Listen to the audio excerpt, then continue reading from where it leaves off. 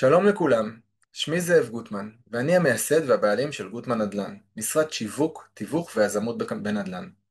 אני כאן כדי לשתף אתכם במסע האישי והמקצועי שלי, ולחשוף את הקשרים העמוקים והמיוחדים בין עולם הטיפוס לעולם הקפוארה לעולם הנדל"ן.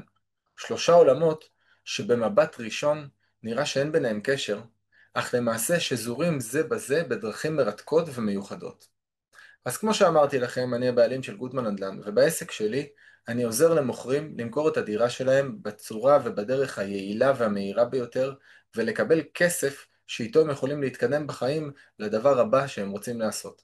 ובנוסף, אני עוזר לקונים שרוצים ויש להם חלום למצוא בית, שבית בשבילם זה פינה חמה, מקום להתפתח, מקום להרגיש אהבה, אולי המבצר המוגן שלהם, כל אחד ואחת לפי הערך שמוביל אותו או אותה. הכל התחיל בילדות שלי. כבר בילדות שלי נמשכתי ממש לאתגרים.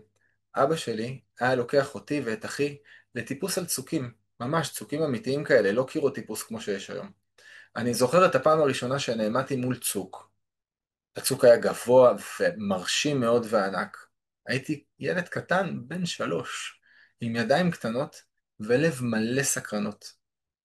במשך 6 שנים ניסיתי לטפס על אותו הצוק, כל פעם קצת יותר גבוה.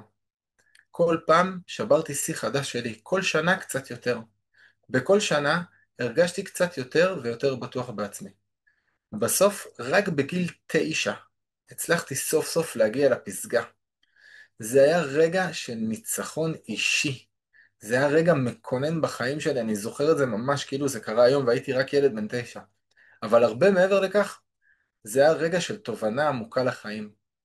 הבנתי שהנחישות וההתמדה הן המפתח להצלחה. שלא הכל קורה מיד בחיים, אבל אם ממשיכים ומתמידים ומנסים, בסוף מגיעים.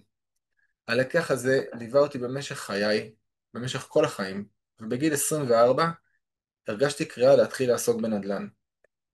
לא היה לי ניסיון, לא ידעתי מאיפה מתחילים, לא ידעתי כלום, אבל כן היה לי חבר שהיה לו משרד תיווך, אז פשוט ניגשתי אליו, וביקשתי ממנו, בפשטות, תן לי הזדמנות. אז הוא אמר לי, יש לך ניסיון? אתה יודע משהו בנדל"ן? אז עניתי לו בכנות, האמת לא, אבל אני יודע ללמוד מהר, ויש לי רעב גדול להצליח ולעזור לאנשים למצוא דירות או למכור את הדירות שלהם.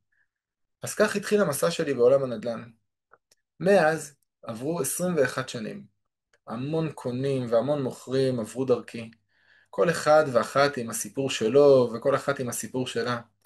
למדתי, צברתי ניסיון ויותר מהכל, הקשבתי. למדתי את עולם התיווך על כל צדדיו.